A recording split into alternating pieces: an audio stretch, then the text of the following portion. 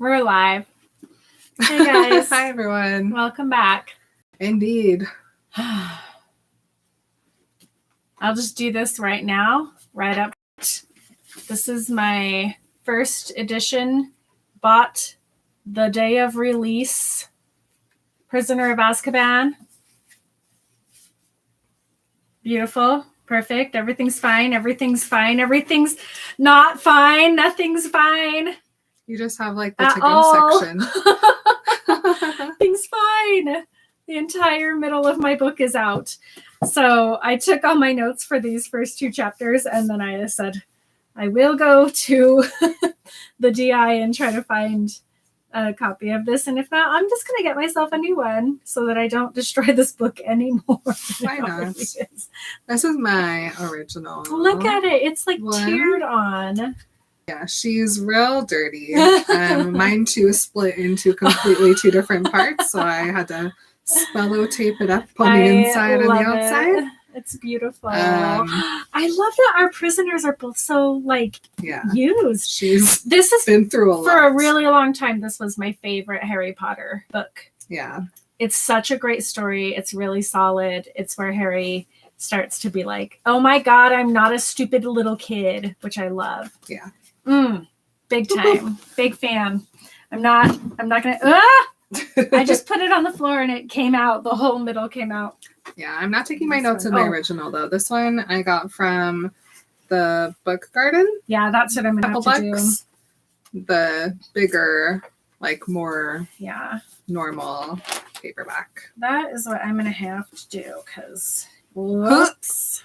Hi, friend Rachel, and hi, friend Elisa. Hey. They go, oh my God, that poor book. It's a well-loved. They're both of our prisoners. I'm really surprised that both of our prisoners are just like, yeah, we're done. Well, and when I went thrifting for books, I thought it was my Goblet of Fire that was split in half. So I got another one of those. But then I came home and I was like, oh, no, it was this one. It's close though. Look at it. Pretty. I like them next to each other. They're cute. Yeah.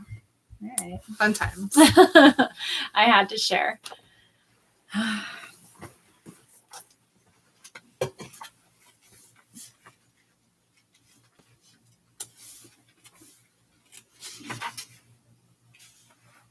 Let's see.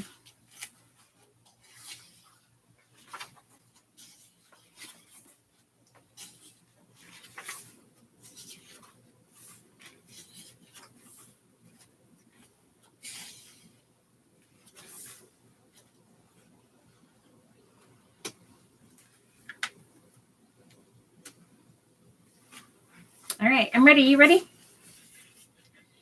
Dear Mr. Potter, please note that the new school year will begin on September the 1st. The Hogwarts Express will leave from King's Cross Station, platform 9 3/4 at 11 o'clock. Third years are permitted to visit the village of Hogsmeade on certain weekends. Please give the enclosed... No. I want to read this section. Well, no, I want to read this section, but I also want to read that it's Harry's birthday. Yeah. So hold on. We're a very day-focused We have to be. Around we have to be, and I don't want to confuse anybody or put anybody on the wrong, because if I read that, I'd be like, oh no, am I on the wrong episode? Immediately, I would be.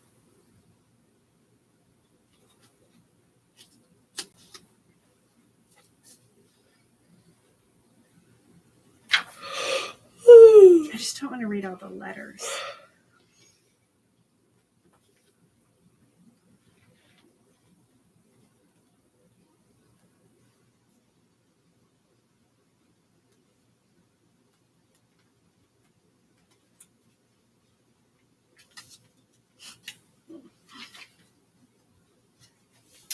You could do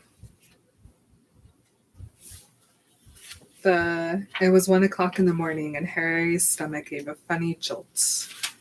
Oh yeah, okay. It's before all the letter reading. Okay. It's right after the shouting of the phone call.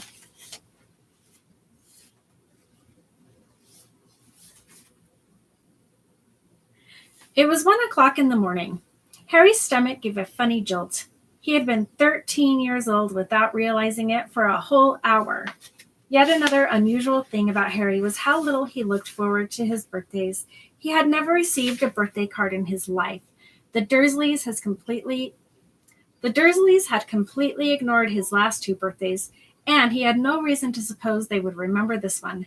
Harry walked across the dark room, past Hedwig's large, empty cage, to the open window. He leaned on the sill, the cool night air pleasant on his face after a long time under the blankets. Hedwig had been absent for 2 nights now. Harry wasn't worried about her. She'd been gone this long before. But he hoped she'd be back soon. She was the only living creature in his house who didn't flinch at the sight of him. I think that's good. Yeah. All right. Any welcome backs? We'll be honest. We can do that. Any welcome backs? Well, hello, everybody. Hi, everyone. And this is Marin. This is Emily. And this is Remember Harry Potter. Welcome to your 3rd year, bitches. Yeah, prisoner of what? Azkaban. That's right. It's a whole new podcast over here, I guess. We're getting more with the times. We're 13 now, Yeah. so shit. I'm going to just swear all the time. Watch out for my acne. What? Oh my gosh. Lizzie had like 4 blemishes on her face. And I was like a little worried. I was like, are any of the kids at your acting class like have spots on their skin? And she goes, only the teens. And I was like, well, that's not what I meant. Okay. Only the teens, indeed. Anyway, we are starting a whole new book today.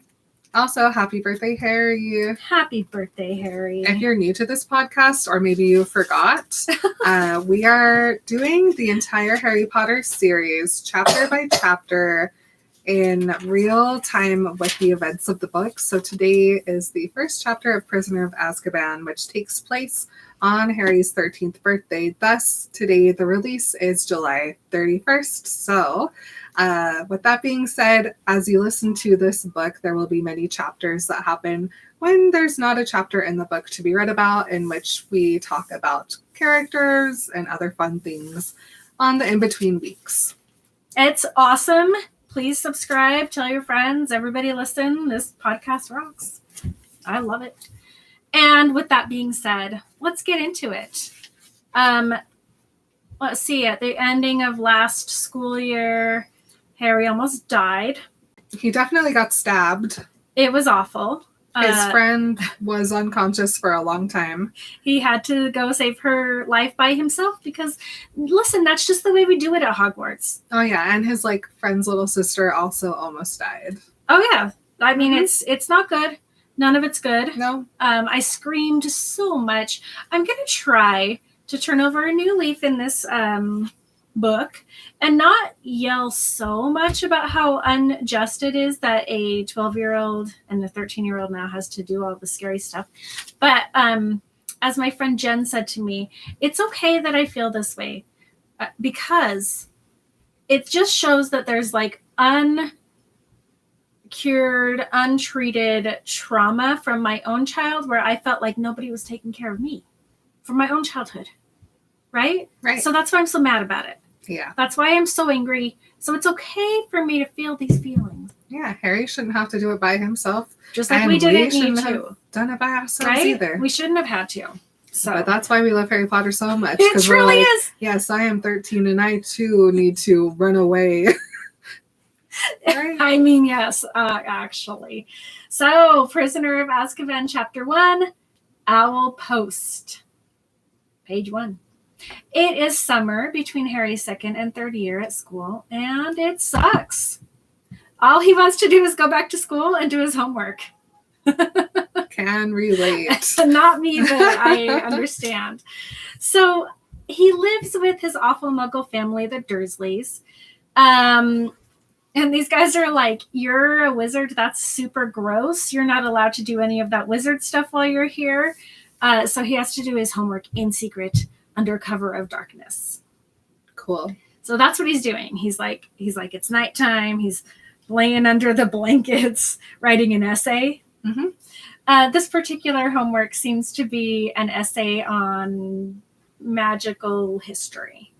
Specifically, Muggles during medieval times and how they stupidly tried to burn witches and wizards, but the real ones know magic, so they didn't actually burn. And I thought about this and I was like, that's always been really funny to me, where it's like, haha, they just like cast a tickling spell on themselves to protect themselves from the magic, and they're not actually getting burned. But what about all the poor Muggles who were wrongly accused? So many humans got burned. No. This is our first mention of an author named Bathilda Bagshot. Mm-hmm. She wrote a book called History of Magic. The book called A History of Magic, as Hermione was. Haven't you two ever read The History of Magic? Yes. And as he's reading his little book, this passage about this witch in particular, Wendell the Weird, it says that they enjoyed being burned so much that she allowed herself to be caught no less than 47 times in various disguises. And I'm just like, girl, you don't need the Muggle police to catch you to get you some burning roleplay action. Find a cute wizard guy. Hook it up. Find a cute Muggle. Who cares? Yeah. Find somebody. Bring him in. Yeah. Tell him you like some fire play. I guess the only good thing is she is saving other non-witches by taking their place, I guess. So Yeah. There's room for both, I think. And okay, so this passage from the text doesn't do a lot in the let's bridge the gap between Muggles and wizards type of vibe that I would like to get to. It really is like digging hard into the whole Muggles are stupid and wizards are awesome idea, but that's not really important right this second. Yeah, they're like, Muggles were particularly afraid of magic in medieval times, but not very good at recognizing it. They're like, I mean, Muggles are cute, but dumb. They're just like dogs, you know? But anyway, while Harry is trying to write quietly so he doesn't get imprisoned in the cupboard under the stairs again, his old bedroom, for the rest of the summer. Which, can I just sidebar here? Can we get him a ballpoint pen? Because here he is trying to make sure that he doesn't spill ink on his blankets while he's scratching with a feather quill on parchment. A simple mechanical pencil would do the trick, I'm sure. Something other than a bottle of ink and a quill. The quill and ink isn't even the most easy way to write at Hogwarts, let alone on summer break. They have magic pens. They're so dumb. So, but he's not allowed to use magic during the summer, whatever. So while he's doing this, we get a little recap of who the Dursleys are and how much they hate Harry and how awful they are. And even though it's not an excuse for their behavior, they have been living with a Horcrux in their house for almost 13 years now. That's my own little commentary. Like 0.00035% of Voldemort lives with them. Yeah. It's so little. I mean, Harry doesn't affect Ron and Hermione negatively, and they're with him constantly. Like, Harry still is nice. Like, his roomies are fine with him. I do want to point out, though, while Harry's like, not being able to do my homework really sucks, he goes, the separation from his spell books had been a real problem for Harry because his teachers at Hogwarts had given him a lot of holiday work. Honestly, I'm like, okay. Yes. The Dursleys went ahead and locked all of Harry's books away and his trunk, all of his school stuff. Everything. Harry was able to sneak some of it back into the bedroom because, and now this isn't a question mark serious thing, because I'm like, Hogwarts suddenly cares about education. Well, they didn't get any work done last year, so all the teachers are like, in order to be ready for your third year, you guys need to do lots of summer. They just gave him work. They gave everybody a shit ton of holiday work. Like, I hate it so much. But here's the thing. While Harry's telling us about this, he's like, one of my homeworks is this essay about a shrinking potion for my least favorite teacher, Severus Snape, who would give me a month of detention for not writing this essay. For not writing holiday essays? First of all, Dumbledore, not all of us have access to our spell books during the summer holidays. No, not if we live with evil, horrible muggles who hate us. This is just like another instance of like Harry being like, there is no exception to any rule. Right. Grown-ups are right. I have to secretly do this.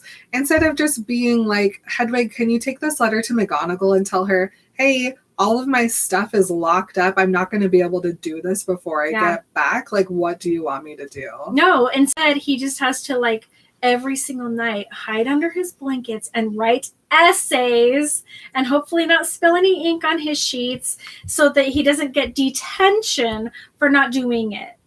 Excuse me. I hate. Okay, whoops! I said I wasn't going to keep screaming. I am the instigator of the yelling. Instigate the yelling, though. It makes sense because he could, if he had been given to McGonagall, who I would argue is his family. He would have been able to do his homework whenever he wanted. Yeah. And not had to, I just, there's so many problems. But anyway, he doesn't even have a ballpoint pen and I'm worried about it. Oh, also he's in trouble. Oh yeah. Because his best friend forever, Ron Weasley, called him 1 week after school started on the phone. And Ron never used a phone before, so he just yelled at Uncle Vernon as though the phone only worked by yelling through the wires. I just really wish that we could see this scene play out from Ron's end of the phone. Because, like Arthur brought back like a phone from work that he hadn't, or he had one in the garage. Oh, yeah. And so he like had to learn how to hook it up. Or maybe they went to like a payphone. Like, I don't know where they're at, but Arthur Weasley is present. I want Arthur to install a landline. Right. And so he's like, all right, son, we put in the numbers like this. And it should dial through.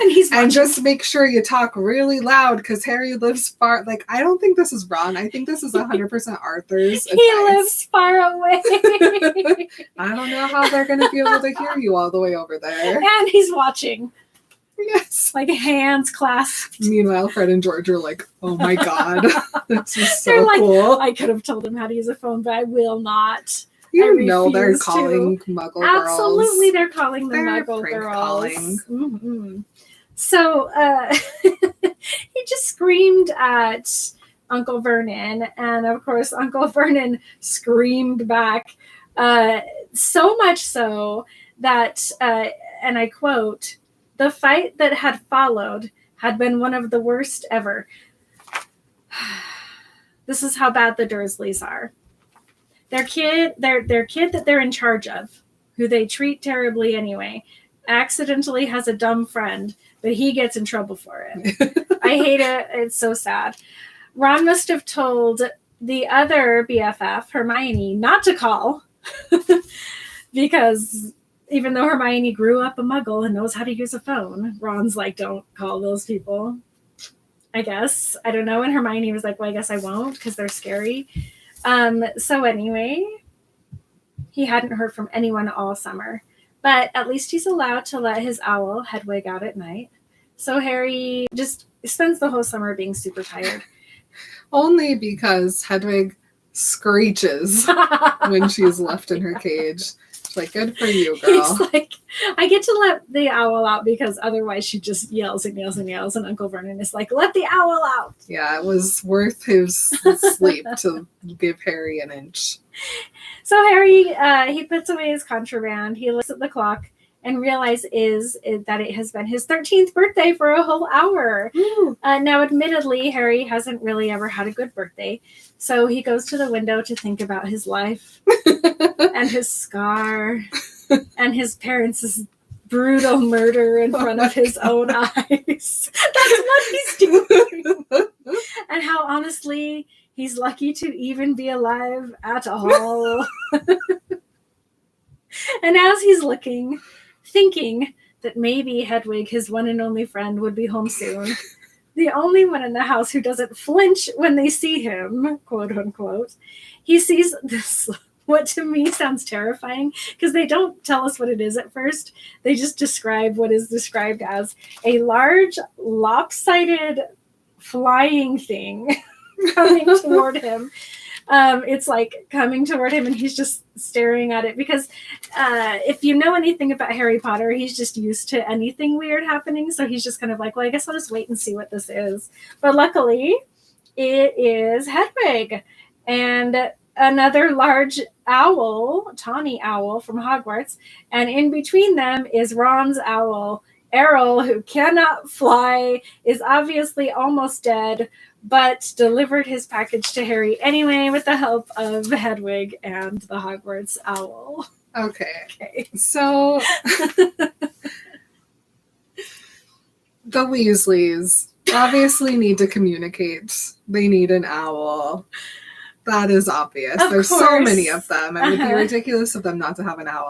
However, when your trusted message delivering owl can barely complete its tasks, how far do you let it go before it's just straight up animal abuse?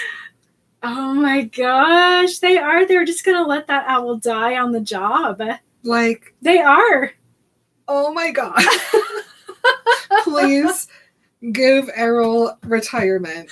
One day, ASAP. Errol will not show up. Because I just have to read this to you guys, because it's worse than you remember. They landed with a soft flump on Harry's bed, and the middle owl, which was large and gray, keeled right over and lay motionless. There was a large package tied to its legs. Harry recognized the unconscious owl at once. His name was Errol, and he belonged to the Weasley family. Harry dashed to the bed, untied the cords around Errol's legs, took off the parcel, and then carried Errol to Hedwig's cage. Errol opened one bleary eye, gave a feeble hoot of thanks, and began to gulp some water. Oh my god! Incroyable! Please, I cannot. Please. And then the next thing we learn, the Weasleys just came into some big ass sums of money, but they couldn't simply buy one new owl. I didn't even think of that horrible part. Like, you guys. And they're in Egypt right now. They sent the fucking owl from Egypt to London. I can prove that an owl is not that expensive. Hagrid bought Harry an owl for his 11th birthday. If Hagrid, who works as the gamekeeper at Hogwarts and actually has to live there, can afford an owl, the Weasleys with their huge winnings could buy an owl and still go on their trip. Also, in the next sentence after that, Hermione's like, I got this sent to you by mail order owl post. There is a mail system of delivery owl. You don't even have to have an owl. No, you can go to the owl office and send an owl letter with an owl fee. Justice for Errol. I love the Weasleys, but they are doing some bad things to their owl. Justice for Errol, indeed. I'm pushing that title through. So Hedwig has a package for him. Errol did, and the other Errol did what? Almost die. Yeah, he did almost die. It actually happened to be Hedwig, and she had a large tawny owl. Who I think is almost dead. So Ron's owl, Errol, who I think is almost dead, but delivered his package to Harry anyway. So Hedwig has a package for Harry. Errol did have a package for Harry, but Harry took it off and gave Errol some water. And the other owl has a letter from Hogwarts. Harry is mostly excited about the birthday card from Ron. It's a letter and a newspaper clipping telling him all about how Mr. Weasley won the Daily Prophet Grand Prize Galleon Draw and spent it on an awesome trip to Egypt to visit their oldest son, Bill. My thoughts about this are just now so jaded. Harry happily looked at his actual, his family. This is who I say is Harry's family. The Weasleys are Harry's actual family. Yep. All smiling and waving through the picture at him. You have a piece. I have another star. I would love to see a star. This star is mostly for like how little information like a news source has to give that can lead to attempted murder. Okay. Because I mean the whole point of this book and like before the like plot twist is that Sirius like found out where Harry is and will come to kill him. Yes. Whatever. Which obviously isn't what happens. But Sirius gets every piece of information that he needs to find Peter Pettigrew from these 3 sentences. And it's just like, you got to be careful what you're posting about people because you can make people so easily findable. Oh my gosh. I think about that so often. I didn't ever think about it before I had the podcast. And then even when we first had the podcast, I was like, just kind of lazy about it. And now I'm like, never will I put a location, and I'm trying to be careful about where I say we are, or because I'm like, I don't want some weirdo finding me. Right? Because, I mean, at this point, Sirius has no idea, but then he's looking at, which, hello, spoilers, but you guys already know that. Yes. He's looking at this, and like, all the information is right here. Harry is looking at this picture, and he sees 9 people. And in the clip, it says that Mr. Weasley was visiting with his family to visit his eldest son, Bill. And so already that's out of these 9 people, 3 down. Yeah. And then it says that 5 of his children attend Hogwarts. So you can assume that it's either the youngest or the second oldest who's no longer at school, which like you just gave away the like literal 9-month location of 4 of your kids. That's so scary, and you're so right about it. Like, I know it's like obvious, like most families are going to be attending Hogwarts, but it's just like, it made me so scared. I was like, you can like literally pinpoint locations from like just like generalized statements that you wouldn't even think that like I need to conceal this information. Mm-hmm. No, I've seen it. I've seen like news articles that say, please don't, on the first day of school, don't put a picture of your kid in front of their school on Instagram. Yeah. And I'm like, oh, I do every year, but mine is private. And there's why mine is private. Yeah. So that's just like my PSA to like tell the news that you have like 3 more kids than you do or something to throw them off. I don't know. All 17 of my kids are homeschooled. Yes. So Ron's letter is really cute. First, he apologizes for the phone call. And then he lets Harry know that they're going to buy Ron a new wand. And I say that Ron has a new wand. It's just somewhere in Filch's office. He won that wand from Lockhart. But whatever. That's a whole different story. Yeah, at least they bought Ron the wand. I'm so glad that they bought him a wand, because that was a huge point of contention for the entire last book that Emily and I read. Honestly. So now Ron has a new wand, which is very exciting. Ron tells him they'll be home to meet them in London a week before school starts to go shopping for school with them.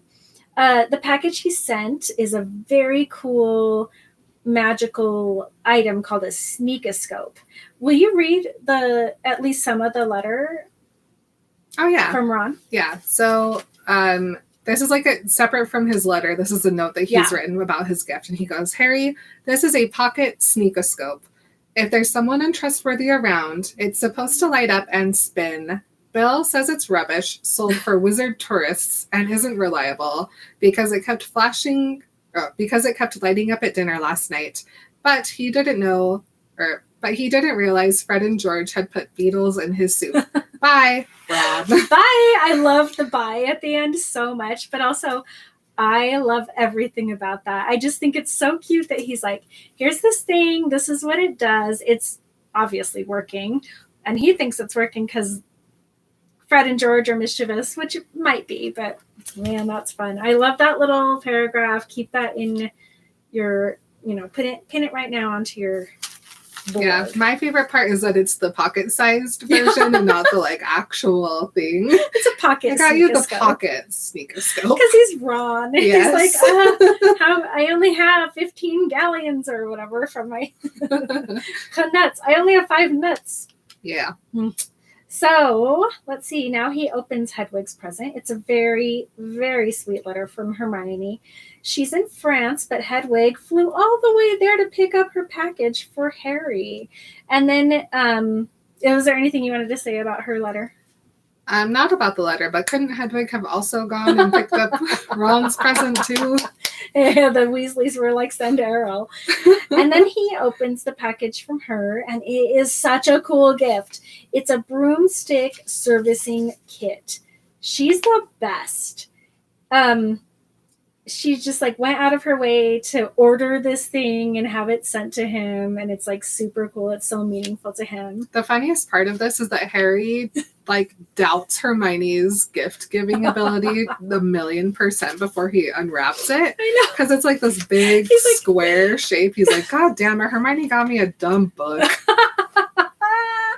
Such a Harry thing, because she's obviously so thoughtful and sweet.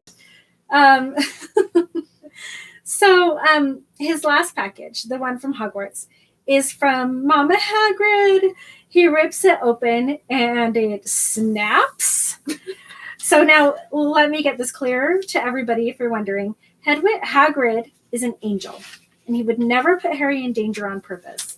But also, the man loves monsters. He did send Harry to his almost death. Yes, he almost got the boys killed literally 2 months ago by an elephant-sized spider. So this package could be anything. And so Harry's obviously, he's like rightfully a little bit worried. He opens the gift, and it's a book that immediately attacks him. And he, in the middle of the night, has to chase this like running book around the bedroom, jumping onto it to finally get it. And he like grabs a belt. He like wraps the belt around it to get it to stop snapping and running around the room. And he's like, what the fuck, Hagrid? Why did you send me this monster book? Yeah. I love that Harry's only verbal responses to this is it like tumbles onto the floor and starts walking. He just goes, uh-oh. That's so cute. Meanwhile, the birds are like, oh, what's that? The birds are just watching. So he opens the card from Hagrid. And Hagrid's like, this book will be useful for next year. Hint, hint, nudge, nudge, wink, wink. He doesn't explain why. Then Harry opens his card from Hogwarts, and it's a letter from McGonagall explaining that third years this year get to go to the village of Hogsmeade, but they need a parent or guardian to sign the permission form. This is something I will scream about this entire book, just I wanted everybody to know. He knows how exciting this is, but he can't imagine the Dursleys ever signing that form. So by now it's 2:00 in the morning, so he will worry about that form tomorrow. And for the first birthday ever, he has birthday cards, and he sets them up in his room, and it's a really beautiful moment, and he is glad it's his birthday. Aw, Harry. Aww. It's so cute. Yeah, he like this line. He goes, he put Hagrid's card up next to Ron's and Hermione's, grinning more broadly than ever.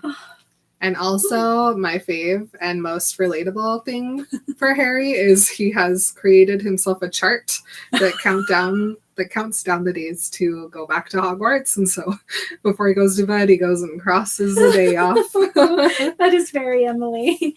Been making charts since 1997. Yes, absolutely. I think that's very sweet. I was going to say something, but I can't remember what I was going to say. Anyway, end of chapter. Love it. That's your exposition into this book. This is who Harry is, and this is who all his buddies are. Yeah, we got the recap, which happens every book from here on out, I'm pretty sure. I'm sure it does too. It has to, but we'll just do it. Yeah, so we have the Harry Potter recap done. The thing I like most about this book is it's different than the other two. Yeah, it's finally, that's one thing that I think people love this book so much immediately for, is that it's like, it's not just the same story as we have had for 2 books now. Yeah, it's such a like breath of fresh air. we finally get some like new characters that like really are impactful and hang around for a long time instead of just being like temporary enemies or whatever, you know. The big bad of the week. Exactly. What's our chitty chat doing? It's probably chitting and chatting. Somebody's screaming down there at the bottom.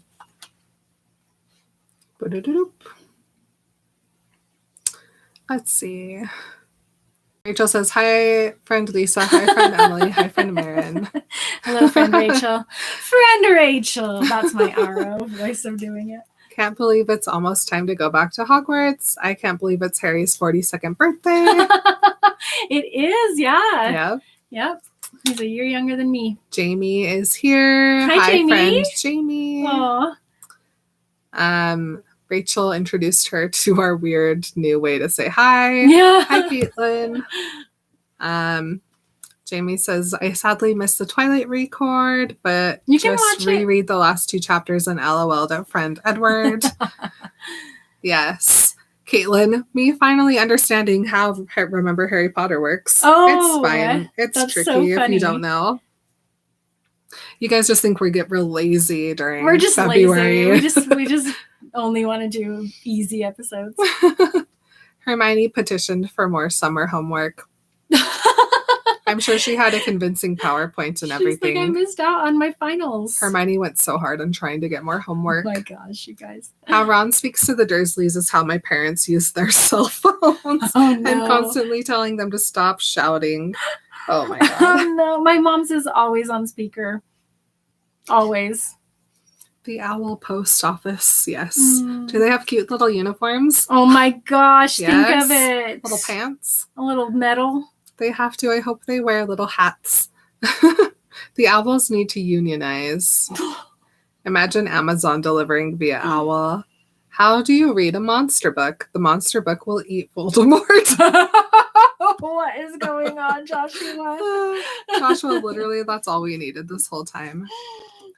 Me too, Marin. This is where Hogwarts/Dumbledore decides to care about the rules. All of a sudden, you gotta do homework in the summer? They're using their phone to comment. They're shouting because y'all are far away. Cool. Okay. Well, thank you for listening. Welcome back to Remember Harry Potter. And right now, Emily and I are going to go record our Patreon-only Patronus video. For those of you also who are unfamiliar with Patreon, it is like buying like membership / online subscription service to content creators. And so it's a space where we share videos and photos and extra recordings and all sorts of fun and weird things. We also do like Zooms where we hang out with you guys or watch movies, and we're reading other books in there, like lots of stuff going on. Yeah, and so you benefit a lot by joining our Patreon because you get all the extra content that we make and provide to you.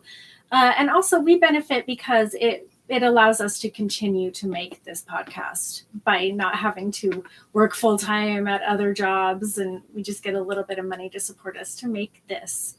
It makes it possible. And I'm so grateful. It's ridiculous. Every month I'm like, I can't believe it. They love us. Yeah. It really is. It's wonderful. So thank you for those of you who have joined already. And thank you to those of you who are going right now to sign up. Yeah. So if you have been enjoying Remember Harry Potter or Remember Twilight, or if you're listening in the future and we've come up with some other book series to talk about now, wow. We have tiers as low as $2 a month. So if you're able to, we greatly appreciate the support. Sure do. We will see you guys next time on Remember Harry Potter. And let's create something magical together. Bye. Bye. I do a ghost. Bye. Bye. Bye. Gotta make sure they hear us. We help support Marin's 17 homeschooled children. Did Emily say remember? Thank you. What? What did you say? Remember chili? I don't think so. I don't think I did. That'd be cool. What did I say that would sound like that? I don't know. I hope you did though. Let's see. Neat. Project. Okay, we're gonna go record a real quick something. Yeah, something. And then we'll be back for chapter 2, so hang tight. And we will see you soon. Bye, guys. Love you. Bye.